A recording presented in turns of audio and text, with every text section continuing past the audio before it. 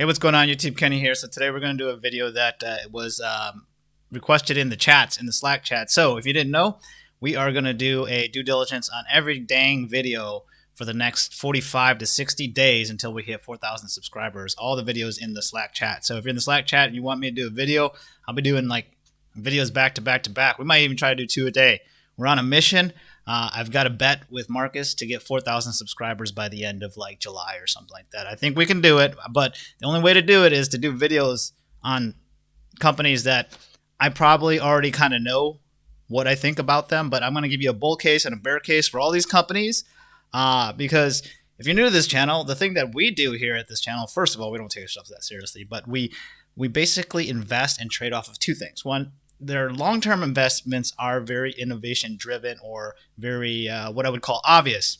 Like we think about things in terms of, hey, looking back 10 years from now or in the future, would it be obvious by now? And I know that's kind of confusing, but if you've been around, you know exactly what I'm saying. The second piece is we do a lot of anomaly detection and a lot of signal. So separating signal from noise, if it's a 2 sigma event plus, and we can qualify that event according to the metrics that we're looking at, whatever quant that we're looking at the time, whatever indicators that we have lined up, if they all line up, we usually take the trade. Those trades typically last anywhere between, a couple weeks to a couple months. And so we try to get that over and over again. But when we see a strong signal that we think is about 95% conviction or higher, we take it. So anyways, you're not here for that. And actually, if you just watched all that to watch this Skillz video, then probably there's not a lot of Skillz videos going on. But we are going to do a full... No, we're not going to do a full. We're going to do a first cursory deep dive, but we will do all the Redcliffe research scoring only just to have a principled practice approach for all these videos, because I think it's fair to show the folks, I say the folks, but the fam, the team, the people in the Slack chat that has been supporting us for so long. I want to go back to our roots and basically deep dive these videos that you guys want to know, because a lot of you are having a hard time trying to value stocks or value a trade or maybe get out of a trade or whatever. And so we're pretty bearish here for the most part. We do take signals, but we're always willing to change our mind, which is, I think, what folks like about this channel. But anyways, we're going to go ahead and get into it. Let's get into Skillz. So if you're new to this channel, though, one thing, we do everything in one take. So, if you don't like that kind of thing, sorry. But we think it flows better. It's better for the brain, helps me practice my skills in the speaking and stuff like that. Anyways, okay, so let's go ahead and get on with Skillz. Sorry, I had to take a sip of the beer there. Okay, so the first thing I'll do is I'll play this video and have them explain it to you. Imagine when you think of sports. Players in heated competition, stadiums full of cheering fans, cameras and reporters on the sidelines to broadcast for the people at home, right? I bet you didn't imagine anything involving video games. Did you know that esports are a multi-billion-dollar industry that's surpassing the popularity of traditional sports like basketball, football, and baseball? But just like in traditional sports, only the top 1% of gamers are good enough to compete professionally and get recognized for their talent. What about the 99% who play games every single day but will never get to earn the prizes and fame of the pros? The 99% who are desperate for more exciting gaming content to watch and follow. That's where Skillz comes in. Operation Esports for everyone. By bringing multiplayer competitions with prizes to mobile, Skillz lets anyone become a pro esports athlete. How does it work? It's simple, really. Any developer can download our free SDK and set up their tournaments on the Skillz tournament management system to transform their mobile game into a competitive esport, so that anyone with a phone can compete for prizes and recognition in head-to-head matches, bracketed tournaments, or 50,000 player live events. Plus, any streamer can broadcast live prize-skilled tournaments with our dynamic tournament overlay to engage a massive audience of fans who can watch and join in on the competition. Over 8,000 studios have partnered with Skillz to build and manage their mobile esports, which are enjoyed by 15 million registered Skillz players. Each day, these players compete in 1 million tournaments a day, boosting engagement and revenue for developers. Streamers run Skillz tournaments in their channels and receive payment per engagement, and their viewers stick around nearly twice as long as they did before. All facets of the sports ecosystem, the game, the players, the broadcasters, and the fans are covered by the Skillz mobile esports platform. Skillz is transforming the way the world thinks about sports. With Skillz, the future of sports is electronic. The future of sports is mobile. The future of sports is now. Ready to level up your game? All right, so just to kind of set the stage, here at Redcliffe, we are definitely very bullish on the esports platforms, on esports as a whole, and we do think there's a ton of addressable market. We don't know what that looks like, and nobody does, but we are definitely deep diving into a bunch of these companies. So Skillz is definitely on our list of companies that we were interested in looking at, but we're going to go through a bunch of things here, and so we'll just start with the 10K. And so, in terms of who they are, it says our proprietary platform revolutionizes and democratizes the mobile gaming industry and allows us to deliver gaming experience that our player community trusts and loves. And it says levels the playing field for developers. So, I mean, there is a model here where they're looking at developers and kind of, trying to lure them in. Lure is not a really good word, but the word slips me that I want to use. But basically trying to incentivize developers to work on their platform and build that out. But we believe that we are reinventing competitive mobile gaming and therefore expanding the mobile gaming market. While this is true and the developers may or may not be, and so there's a lot of interesting kind of numbers here in the data, but if they can't kind of get these folks to make their games and monetize them in the way that they want them to be monetized, it's kind of a loss. They don't have any kind of middleman solution where they provide the platform solely. So it's kind of baked into the actual developers' kind of hands, right? So the developer actually systemizes it completely. So that's kind of a problem in a couple ways, because a lot of this could be, I don't know if you want to use a simple game like Street Fighter or something like that, like what's preventing Capcom from just, taking that model themselves and doing it themselves? So, in terms of moat, it's hard because they have to, again, incentivize folks to develop. And so, unlike Roblox where, they literally pay with Robux, this is a little bit different, but we'll go ahead and talk about that as well. So it says the traditional model of advertising in games creates friction to the user experience, hurting the retention. But by monetizing user engagement primarily through prizes, and this prizes is basically like, I don't know, you're playing a game and you win. So, there's supposed to be skill involved, but obviously you're going to have these weird kind of games where there's like 50,000 players, and if you, get lucky that day because it's more of a luck-based game than other games, it's essentially like gambling in a lottery. So yeah, there's absolutely that aspect of it, but we create a compelling alternative for both developers and any competitive game. Sorry. With this system, the more users enjoy playing in contests for prizes, and the longer they play, the more revenue we generate for developers. This dynamic generates significantly stronger monetization for developers. So the only reason I read this to you is because I feel like it's a little bit wonky. And I understand what they're doing, and they're trying to soften the language, which is basically this is like, I don't want to say gambling because they're saying that there's skills involved. In fact, that the name of their company is Skillz, but ultimately it's a gambling platform where you can wager. Okay, so let's be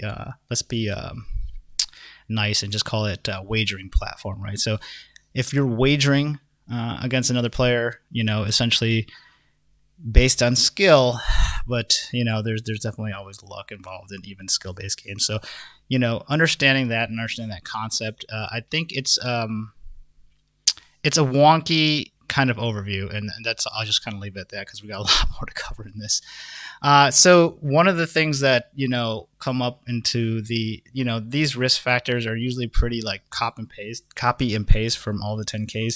But the one thing that I do want to mention is like unique to all gambling kind of platforms is our business is subject to a variety of U.S. and foreign laws, which are subject to change and could adversely affect the business. So that's a big deal. You want to look at that. If you're a really big bull on this company, you want to really make sure you're managing or kind of following legislation across the 50 states for sure, and then wherever else you think that they're going to expand their global reach.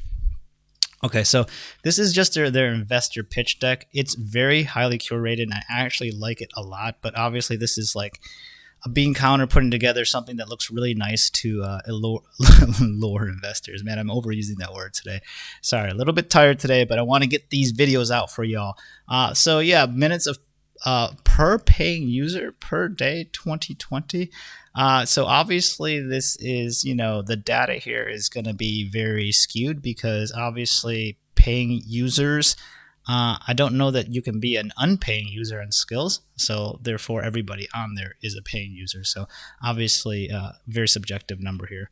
Gamers and developers, okay, we understand that. We did talk about this.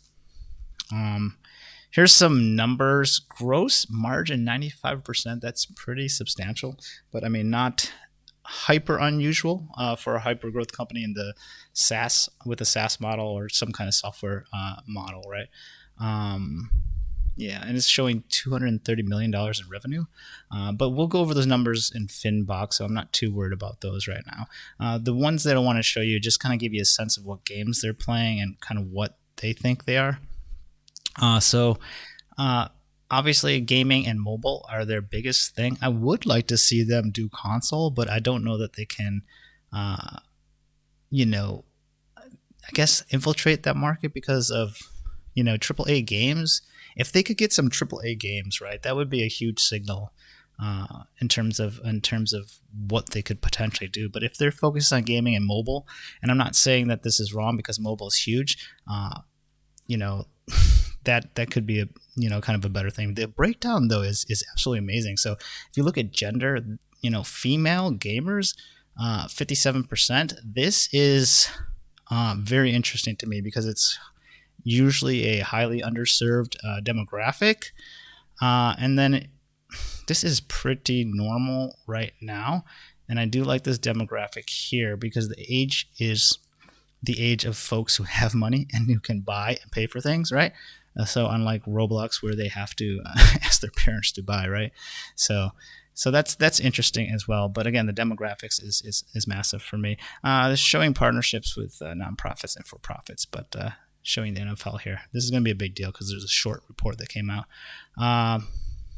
More game developers equals more games. This is actually a plus and a minus. So you'll see that, if they don't have enough, then yeah. It says 30,000 game developers. So interestingly enough, I think the top game is pulling in 88% of their revenue. So that is a problem, even though it's showing 30,000 game developers and 10 million today. The one game is carrying, right? So, and I'm not saying that's terrible because that's kind of like an okay thing, but you just got to make sure that there's a kind of redundancy or backup in case that doesn't happen. Redefining entertainment, man, it's pretty, I guess, ballsy to put a slide like this. Not for like we are redefining entertainment, but it's just 100% marketing slide into an investor pitch deck where there's like not even any semblance of any kind of even like a fake graph to show me something. Just anyways, that's neither here nor there. I'm just stating like, just what I see. Fair competition, meaningful competition. I don't know. I've never actually used Skillz. So if you've used Skillz, put in the chat what your kind of your kind of experience was, and let me know. I don't know. I can tell you that I sound bearish right here, but I'm very bullish on esports and things like this as a whole. And in fact, I think this is a fairly innovative. And if they're not, they are. I will say they're, I guess, essentially first to market, but I don't know if they can stick the landing. Is what I'll say right now, and we'll go through all that too. Yeah, just some more numbers. I'm not going to go through this whole thing, but I did want to show you that demographic breakdown because I thought that was really interesting. And again, here's kind of the ecosystem that they're talking about, but we'll kind of look through that in a second. after we get to the other kind of slides. So in terms of TipRanks, what do they think? Well, TipRanks is showing a 70% upside from the analyst price targets. So, right now it's sitting at $15.80, and the analysts are saying $26.92. The problem is there's two new initiates. So let's do recency biased. So 15 days ago, we reiterated that's fine, but the first initiated one that was 24 days ago showing $17 and as a hold, so that's only a 7.59% upside. So I don't see a lot of asymmetric value here in terms of where it is. And in fact, if I put the Redcliffe Research sector score against this, I can tell you it's looking for a bounce or a snap. And that's not going to mean a lot to you because I'm not showing you the quant involved, but I am erring on the side of this is getting close to snapping, meaning that it's more likely to go to zero than to bounce back. So I will definitely be watching this and scraping for the metrics that I indeed want to look at, because if we do rubber band back, we might get a trade like we got on Neo the last 2 days, and obviously that's definitely paying off right now. So we'll see what that looks like, but right now I'm leaning more towards this thing is going to break the rubber band and not pull back. But we'll talk about that in the technicals as well. So in terms of the analyst not the analyst, but the TipRanks algorithm, it's looking really wonky here. The biggest problem and the biggest indicator here is selling of shares, 243 million in the last 3 months. That's substantial. So I mean, if you kind of take a look at the stock price is $15 per share, right? And the average volume for Skillz is I think 10 million a day, and and honestly, ARK has a ton. So there's liquidity issues here too, which is definitely why you see so much volatility in the trading. So anyways, yeah, news sentiment very bearish, obviously because of the short seller report coming from the wolf pack, and then obviously return on equity is going to be bad because the stock price is just getting crushed right now. So in terms of the kind of quote-unquote fundamental that we look at, so PE ratio -38 because they're losing money, so that's an X. The revenue is increasing, that's a check mark. CAGR, don't know, blank. So I think I could probably go back and look at that, but when I do that kind of nuanced examination, it's because I'm really carrying forward my bull case, and I'm looking to put a lot of size in my positions. And because I'm not going to size in any positions at this point, spoiler alert, I'm just going to monitor. I'm not really actively doing that kind of due diligence. Levered free cash flow, very important to us, is an X. Market cap, I'm okay with this. It doesn't matter where it's at right now because it's a growth story. You do have to hit the I believe button. Gross profit margin, incredibly awesome. Gross profit itself, obviously, increasing. We'd love to see that. Shares outstanding, very bad. Such an early stage equity raise here, like this share dilution, looking very bad. Not a good sign at all. Total assets, good. And then current liabilities is bad. Definitely have a bunch of liabilities there. In terms of the actual chart, as you can see, very unhealthy chart. And again, the short seller report might have contributed to that. But right now we're trading at $15.66. It's going to be actually, this is where one of those ones where you think if you are following ARK, I've been kind of hunting down some of the things that is happening within their ETF ecosystem, meaning like their holdings. If you think ARK holding it is a good thing, it's probably not a good thing at this point. And I don't want to be controversial here on this video or anything like that, but let's just say there's a lot of aggressive folks hunting the ARK investments down, especially ones with that have what I would call liquidity risk. The thing about this is, they're holding, ARK is probably holding more shares than they should be holding of a stock this small, with this small of a market cap. That's one. But the second reason is just like this chart right now is breaking down a lot. And if you were to ask me, Kenny, based on all the trading you've done over the years, what do you think this chart, like my gut instinct, and this is something we're actually trying to solve, putting charts against some topic modeling meaning machine learning, and trying to suss out like what kind of opportunities, what the potential is for this stock to go back up based on this chart pattern. But I can tell you, based on what I would call a second wave trading strategy that I developed a couple years back, charts like this are not done. What has to happen is you need what's called this like coiling, right? Or this settling period. And this typically takes 10 to 14 days when you're looking at it on the 15-minute chart. On the daily chart, when this happens, this takes, I don't know, it takes months, like 10 months. So you're talking about you need about 10 months to settle here and to do this. And I would call it healthy. If it does not do this, then it's going to break down even further. And I'm looking at, if I'm generous here, I'm looking at, $11 as a support. We've already busted through all the simple moving averages. And so we're under a lot of pressure, obviously, here. And so there's no way I would even take a trade here. But to just kind of take a look at it, because I know it looks like it's going up here, but this is what I would call a bull trap. For sure, based on just the things I've seen. This is just palm reading, guys, so don't take this too seriously. If you're holding it, then, and you're a long-term investor, if you have a 5-year plus time horizon and you don't think this is going to go bankrupt, I think you're probably okay. I do think they're going to have a lot of competition, which is why I'm going to shy away from this company for now until I see something from them. Again, a AAA game or a console game would be amazing. I know they have this NFL thing going on, so we'll see how that goes. But if you have it, I'm not selling here, but I'm not adding to this position either.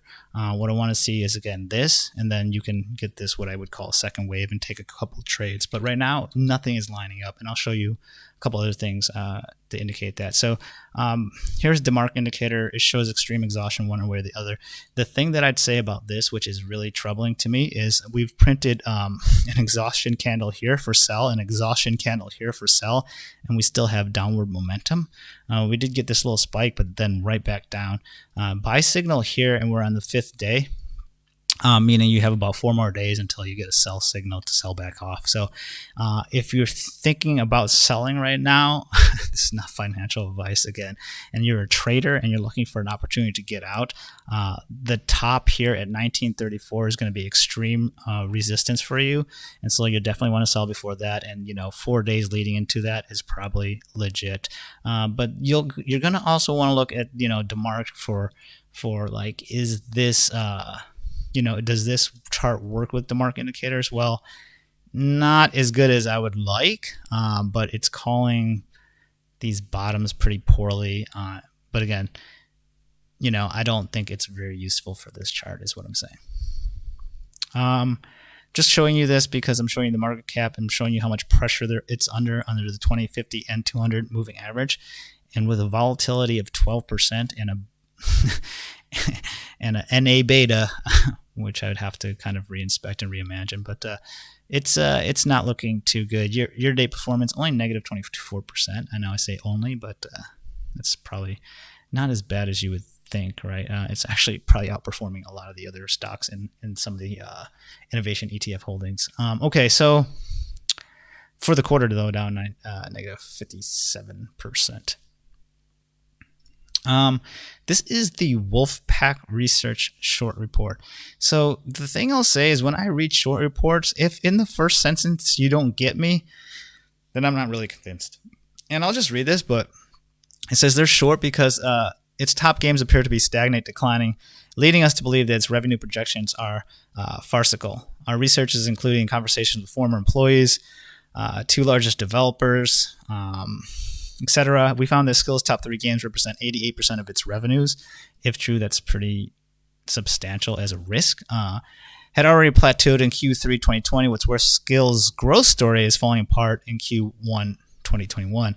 While Skillz is projecting 12.3 sequential revenue growth and 61.4 year over year revenue growth in first quarter of 21. Third-party app data shows that Skillz total installations are down double digits from Q1. So nothing alarming here, because I mean, this is my word versus your word, and I get the total installations, but this shouldn't be a short seller report. This is more like I don't think your company's gonna do good report. So again, if I don't see something substantial or or I guess fraudulent in the first paragraph, you kind of already lost me.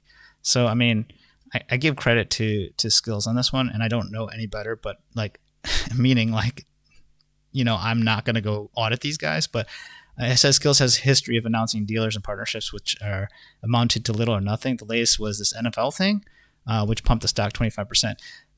The thing about this is, if this was the fraudulent thing, this should be upfront. And then the carry would be other stuff, right? But because this is second, I'm going to imagine that not Skillz, but Wolfpack Research doesn't feel that strongly about this, but they wanted to include it. And I know it's second, but this thing is only, I say only 16 pages, but that's really not that long. It's a lot of breakdown of fundamental research, which again, if they're not doing anything fraudulent, as a growth story, I don't hold any of this against them. So that's where I'll leave that. This is the chart that could be alarming if true. So if Q1, installs is actually negative 20%, problematic. Can they recover? Sure. You're going to have to really pay attention to this. And this is actually a good metric. So I don't disagree with this. So you want to watch this. And so let's give their CEO a chance to kind of have a rebuttal. And so he was on a couple weeks ago. Just here's what he has to say. Speak specifically to why the short sellers out there decide to target us, but we certainly are very excited about having Kathy partner into Skillz. Well, it's brought a lot of bullish momentum into the name for sure. Andrew, one of the criticisms on the short side was around the NFL deal, which you announced. The stock shot up like 25% on that day. The short seller claimed they couldn't find any mention of it on NFL.com. They couldn't find anything on your development platform for making this game. Can you just confirm that this is a real thing? Yes, absolutely. It's a real thing. I'd say even more broadly, these short reports, they have numerous errors and misleading statements that I'd say at best come from a fundamental misunderstanding of our business. Institutional investors like Kathy have been really supportive in calling us out, which we certainly appreciate. Look, we're not sure how these reports arrived at their conclusions, but the claims aren't just flawed. They really don't reflect what we're seeing or what we're doing. And at the end of the day, we'll be reporting earnings next week, and I think our earnings will tell a different story. One of the positives, Andrew, for your company and your stock relative to some other mobile gaming platforms is your conversion rate or the stickiness of your customers. Talk us through why you think that is the case and whether it can even improve from here. So, yes, fundamentally, the reason Skillz is so successful is we're converting about 8 times as many payers per 1,000 consumers that use games on our platform as the next best alternative, which would be something like in-app purchasing. When you think about the reason for that, it's really because we're providing a better value proposition to the consumer. We're offering them fair, fun, and meaningful competition in their favorite games. And we've completed now 3 different market research studies that show that willingness to pay is actually upwards all the way to potentially 40. That's actually problematic. So they're in their 7th year of operation. I don't know what it is. I'm thinking about 7 years. I can't remember at this point, but and now they're still. I mean, I know you want to always have market research fresh, but I mean, if the way he's talking and the way he sounds like he's talking about this makes it sound to me like they're now going back and be like, okay, we got to do some market research now. And so that's kind of an issue to me for a company that's kind of, I don't want to say mature because they're definitely still in growth. And I think and here's the problem, in terms of product market fit, they're pretty early and they might be too early. And honestly, the next Skillz might be the guys that get it right. So unfortunately, I'm not hyper bullish on this, but let's hear them out. 40% of consumers. So I think there's a lot of room to expand from here.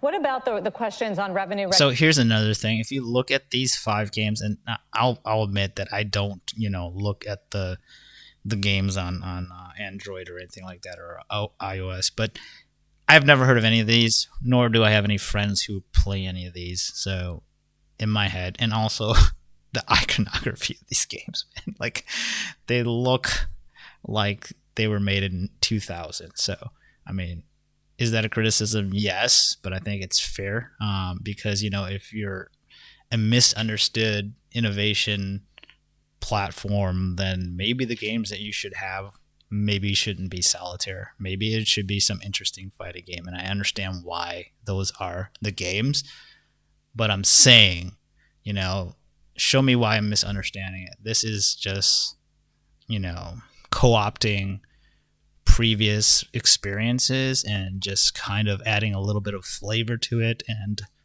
gambling, really.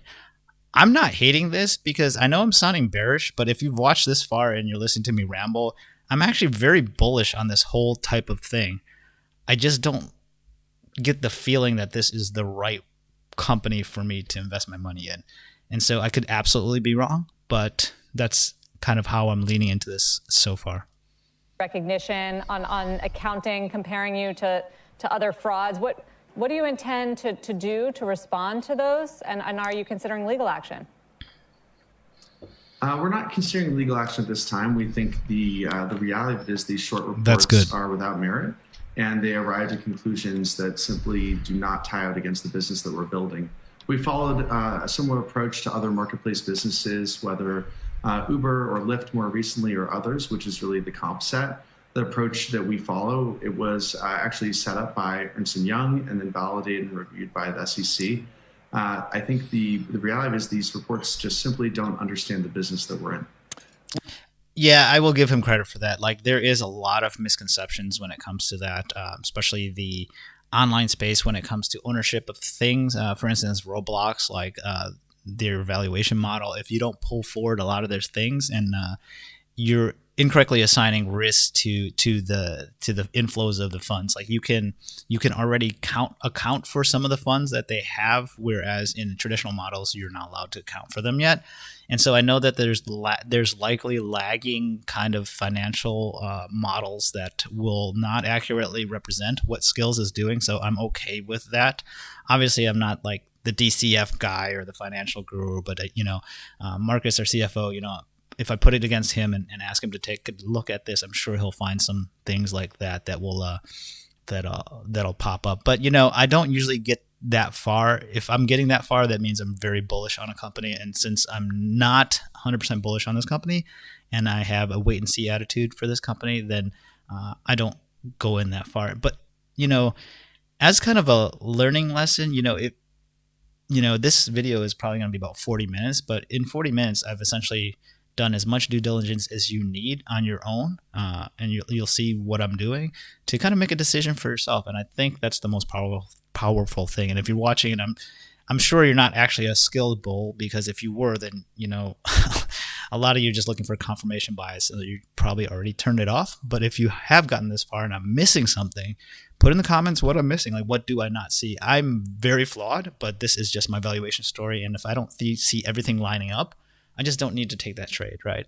I need to see everything lining up for me, and it's undervalued at the same time. So because I don't see all that at once, I'm definitely not, I'm not buying here. But let me keep going and show you some more stuff. So in terms of their actually subreddit stats, this is actually very, very poor in terms of volumetric additions. There's only 1,000 subscribers, and since since April 25th, they've gotten a decent amount, but we're plateauing here, and we're not getting any new subscribers to the subreddit. In terms of like the Twitterverse, tweets are increasing and on the rise, especially in the last week. That's fine. Nothing substantial that shows signal. The problem I have here is on the right, it's showing bot-like behavior, and anything in red is bot-like behavior. And this is, if you're new, this is a social network analysis diagram, and it attempts to show relationships based on applied social network sciences, which, ultimately, rests on graph theory and just triplet coefficients. But that's neither here nor there. The thing that I'm trying to show you based on this is the level of bot-like behavior. Actually, in terms of like all the